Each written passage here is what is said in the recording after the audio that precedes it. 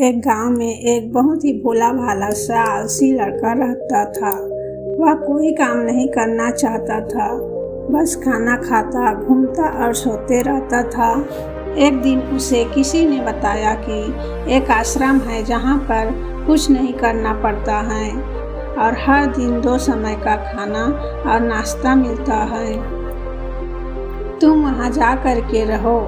आलसी लड़के ने सोचा कि ये तो बहुत ही बढ़िया है और वह उस आश्रम में जाकर रहने को सोचा।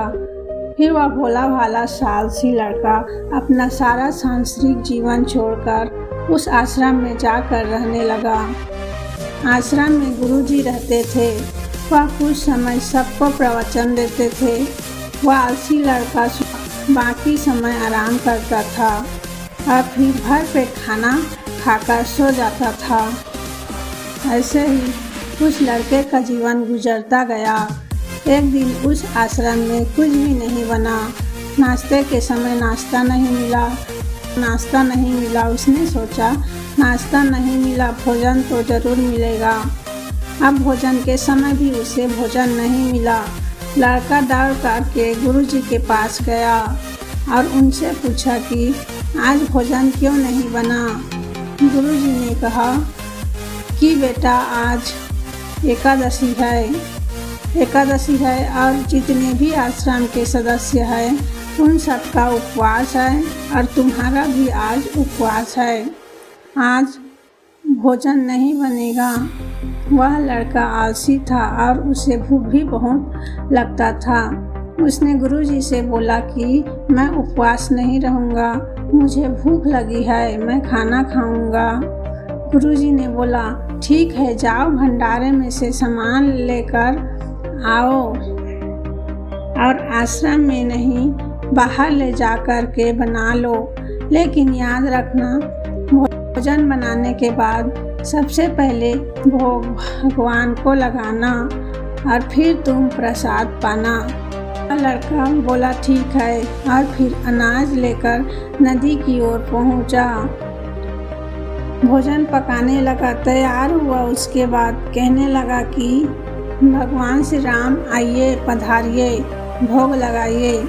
अब जब उसे लगा कि भगवान तो आ नहीं रहे हैं तो फिर कहने लगा कि मुझे मालूम है आपको तो अच्छा खाने की आदत है, मैं बना नहीं पाया और मुझे अच्छा भोजन बनाना भी नहीं आता, लेकिन जो भी रूखा सूखा बना है आकर खा लीजिए। भगवान श्री राम उसकी इस सरलता पर बहुत ही प्रसन्न हुए और उस लड़के को दर्शन दे दिए। उसने देखा कि भगवान श्री राम आए हुए हैं और उनके साथ में माता सीता भी आई हुई है, लेकिन लड़के ने सिर्फ 2 लोगों के लिए ही भोजन बनाया था, एक अपने लिए और दूसरा भगवान के लिए।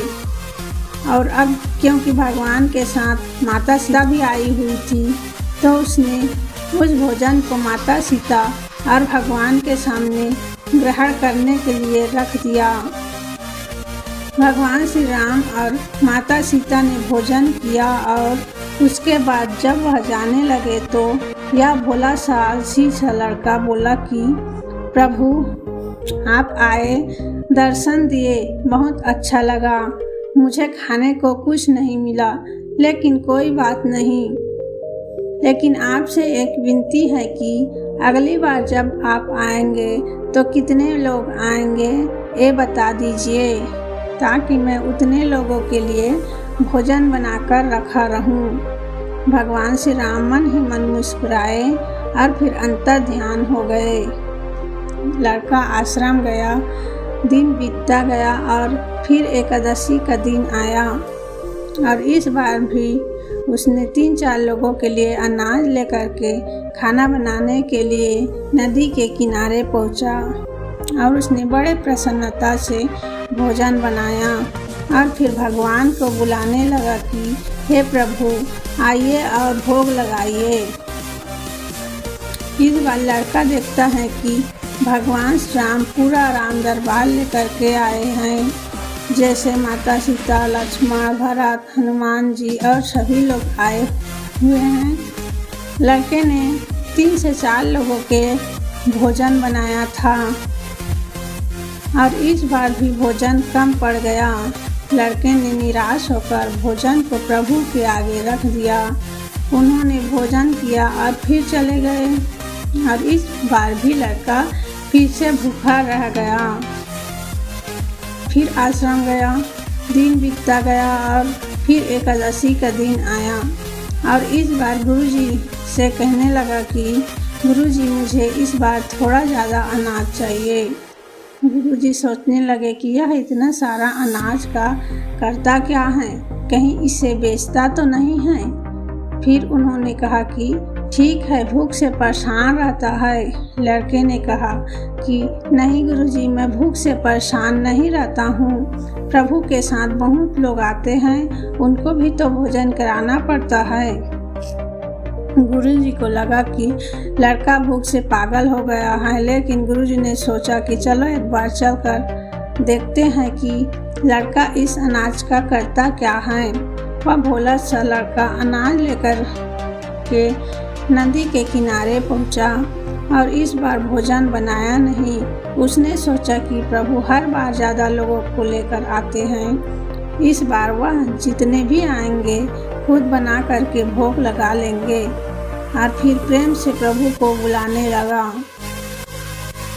गुरुजी ये सब छुप कर देख रहे थे कि ये भोजन तो बनाया नहीं और प्रभु को बुला रहा है, लेकिन लड़के ने देखा कि इस बार प्रभु के साथ बहुत से लोग आए हुए हैं, तो उसने प्रभु के सामने हाथ जोड़ करके कहा कि हे प्रभु, माफ़ करना, बहुत सारे लोग आते हो, मुझे संख्या पता नहीं होती है और मेरी हिम्मत भी नहीं होती कि इतने सारे लोगों के लिए भोजन बनाऊं। आप स्वयं आइए, बनाइए, खाइए और भोग लगाइए। प्रभु मुस्कुराते हैं और अपने साथ आए हुए सभी लोगों के साथ मिल करके भोजन बनाते हैं। गुरुजी ये सब छुप करके देखते हैं और फिर लड़के के पास आकर कहते हैं कि तुम ये क्या कर रहे हो। लड़का कहता है कि गुरुजी, आपको दिख नहीं रहा है कि भगवान श्री राम पधार चुके हैं, माँ सीता भी आई हुई हैं, हनुमान जी आए हैं और भी सभी लोग आए हुए हैं, भोजन बन रहा है। गुरुजी ने बोला कि लड़का भूख से पागल हो गया है, मुझे तो कोई दिख नहीं रहा है। लड़का गुस्सा हो गया और बोला, प्रभु आप ये क्या कर रहे हो, एक तो मुझे भूखा रखा है और गुरुजी को दर्शन नहीं दे रहे हो, जो मुझे पागल समझ रहे हैं। कृपा करके गुरुजी को दिख जाइए।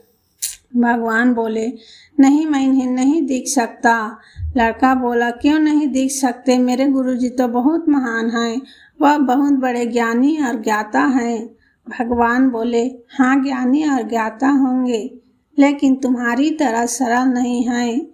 जो सरलता तुम में है वो तुम्हारे गुरुजी में नहीं है। लड़के ने बात गुरुजी से कह दी कि भगवान श्री राम कह रहे हैं कि आप में सरलता नहीं है, आप मेरी तरह सरल नहीं हैं, इसलिए आपको नहीं दिख सकते। गुरुजी की आंखें नम हो गई और रोने लगे और बोले कि बिल्कुल सही कहा, मेरे अंदर तुम्हारे जितना सरलता नहीं है। और फिर माफ़ी मांगने लगे। फिर भगवान ने गुरुजी को भी दर्शन दिए। यह कहानी हमें सिखाती है कि जीवन में सरलता सबसे आवश्यक है। जितने सरल बने रहेंगे उतना जीवन में आगे बढ़ते चले जाएंगे। जब आप सरल होते हैं तो आप भी मुस्कुराते हैं और दूसरों को भी मुस्कुराने की वजह देते हैं।